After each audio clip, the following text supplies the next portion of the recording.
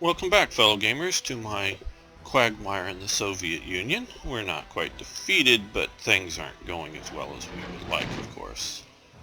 Keep these guys from being destroyed, as well as these.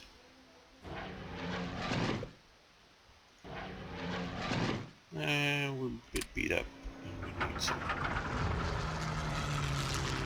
to mix it up with the Soviets, so we'll send them operationally forward.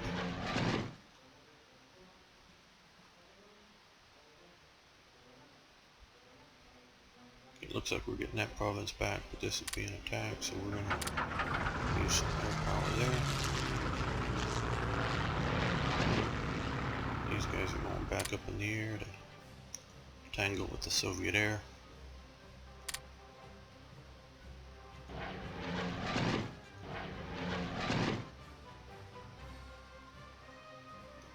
Attack.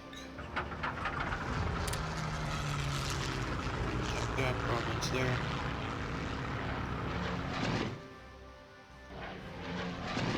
Let those rebuild.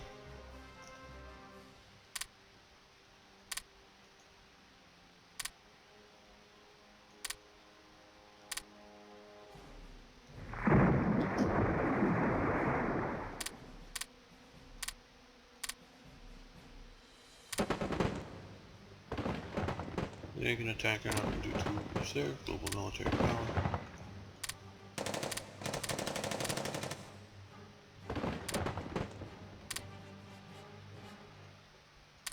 Well, right now with 2 divisions of Jaeger troops, we are effectively shutting down the southern front. They can obviously retake the capital of Salisbury, the capital of Rhodesia, if and when they wish, as well as here. High revolt risks. And we even have part of South Africa yet. And looks like, oh well, since we've reconnected here, we don't have, what is this? Chrome basically. But we're pulling in some ICs from here. Obviously they're on occupation, so you're not getting the full. But we're denying them to South Africa. And we're getting effectively no rare materials because of occupation policies, but still. And a teeny bit there of energy, which we don't need, obviously. But so we are, but we've held that. We're getting some limited resources from there. We are working now to shut down this last little bit of British South Sudan, if you will, controlled areas here. So we've got fairly decent control in there. Some rebels are operating here against the British. We've not exploited like we should have the situation in Iran and India.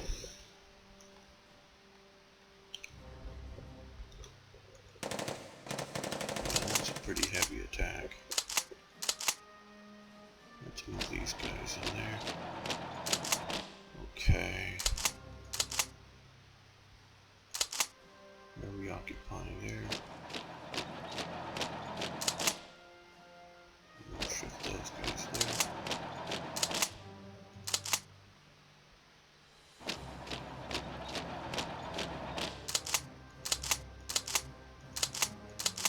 Hopefully all these guys will be able to move in, reoccupy.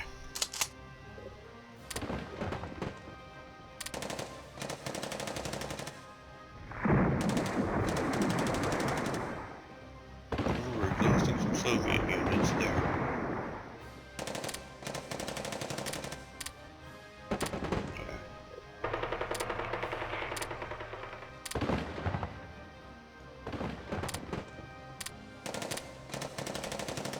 So we need to hold. Damn. Oh, exhausted. We need to hold these long enough for them to retreat out of there. We're almost at. guys are all out of supplies, so they can't move and they're not being reorganized. That's sort of one of the consequences is, well, obviously, this has been a mess down in here.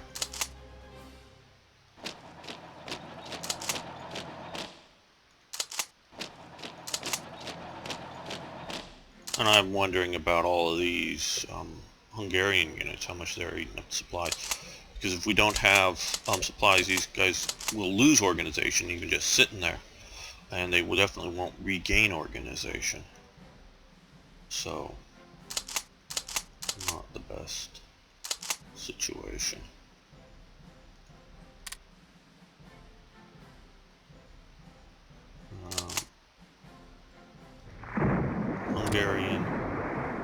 Hungarian core shattered. Lovely, just the thing.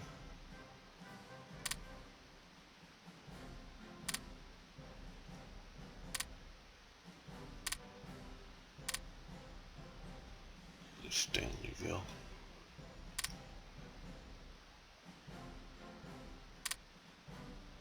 We're still trying to take here.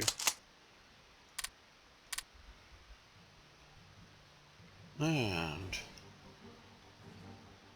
Japan is bogged down in the islands. And Burma.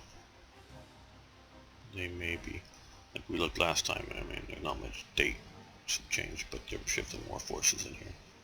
I think they will be doing well there. And so far they've avoided any major hammer blows from the US.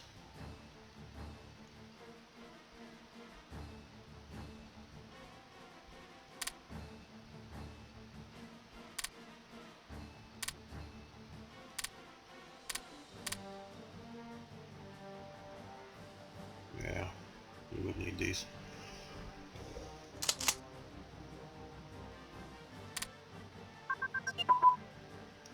Direct fire unit combined arms has advanced.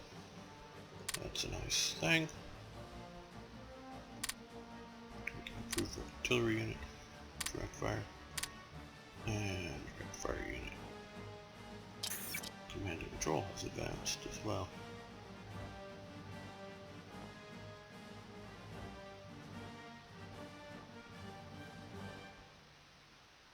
I'll leave that going.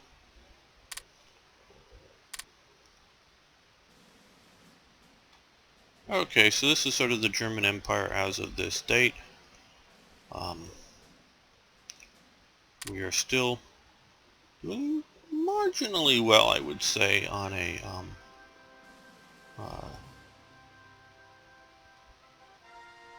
strategic warfare operations, is in the sense of anti-convoy operations against British.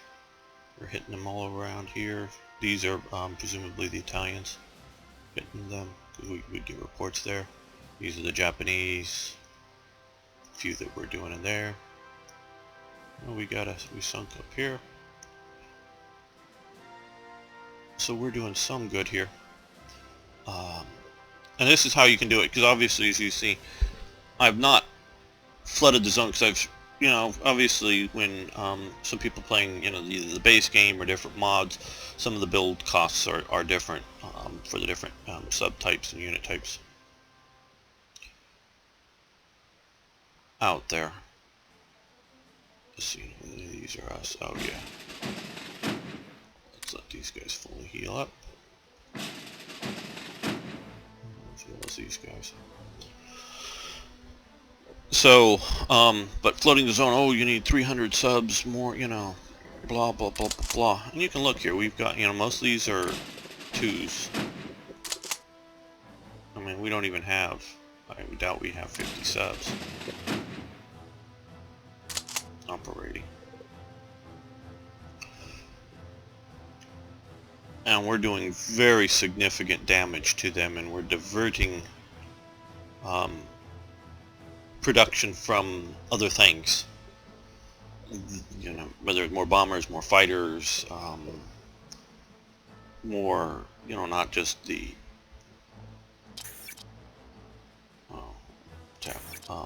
these escorts, but proper built, ship escorts. They could be doing ground forces. We haven't really looked in to see how much of this is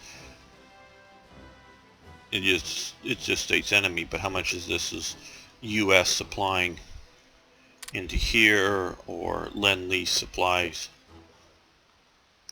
there as well. So we're hurting them, which means that they're not using those ICs to build something else. So we're forcing them to do that, and it becomes an exchange rate issue. Are we hurting them significantly more in ICs than it's costing? Like, this is an event given unit, but we are upgrading it, as you can see here, and it came in as like 1%, so that we are having to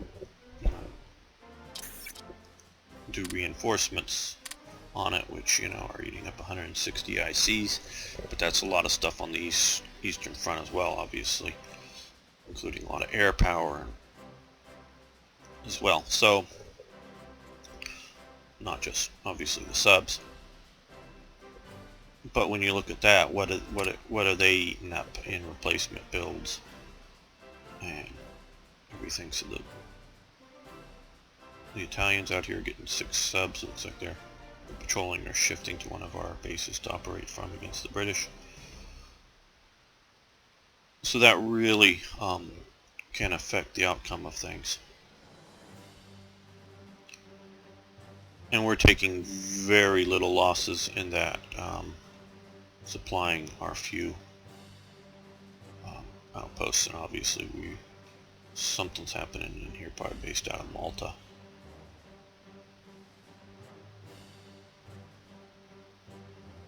This is ugly, but yeah, likely coming out of Malta.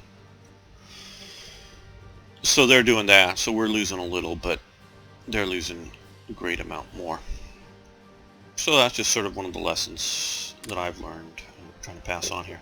Okay, as maybe you can tell, and from the postings, and I've noticed a lot fewer viewers recently this last week or so, because I think most of you know that this series has been coming to an end and are not as attached to a series that's ending as you would be to one that is.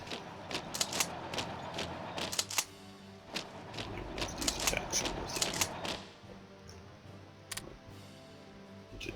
Deep mud, plains, it probably is. But so I want to thank all of you viewers, because I think this is going to be the last episode. I'm actually sort of paused and feverishly setting up the start for the next playthrough of BlackICE. Very soon. It should be out.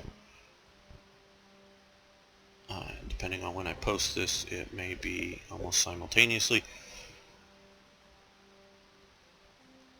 out, and I hope all of you we'll take a look at this.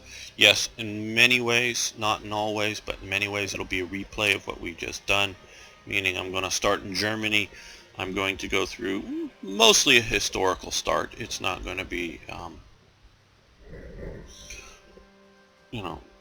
pure history, but down the historical road. I'm going to, starting at the beginning, do more historical commentary on the events as they happen, as well as just generally the historical events and causes and effects and things like that as I see them. Some of the stuff, if you've watched this full series, some elements will be repeats of it, because I'm planning on just doing this one more series for Germany with in Hearts of Iron 3. The next, at least the plans are, the next one that I start for Germany will be Hearts of Iron 4. So, and I'm hoping to have a lot of new viewers come on board, so that they won't have heard this. If I'm becoming too pedantic, meaning talking too much, please do let me know, because I don't want to lose people going, oh, he's just blabbing on and nothing's really happening. So I can cut that down or expand it. So I You know, if you want more of it, tell me. If you want less of it, tell me, because if only one person speaks up, that's going to be the direction I go. So the more people that speak up, or plus one, someone's comments, it will give me a judge on how much I should do, because I can talk a lot or less, however much, because I want it to flow well enough, I want it to be interesting enough, I want it to be informative enough, but I don't want to bore people either. So, and I may be already doing that here, but I'm hoping to set this up. So hopefully you watch that. You may have also noticed I posted, depending on when this comes up, one or two videos of me playing Call of Duty 2. That's just going to be sort of, at least at the moment right now, random as into when I'm going to post them, not on any like daily schedule or any commitment like that. I've worked for years in the firearms industry. I've fired very many different firearms, as well as a fair number of World War II firearms. Unfortunately, I have not had a wide experience with full auto firearms, just a handful of full auto fire. But I've seen, seen as in been within 10 or 20 feet of a lot of World War II machine guns being fired in person and things like that.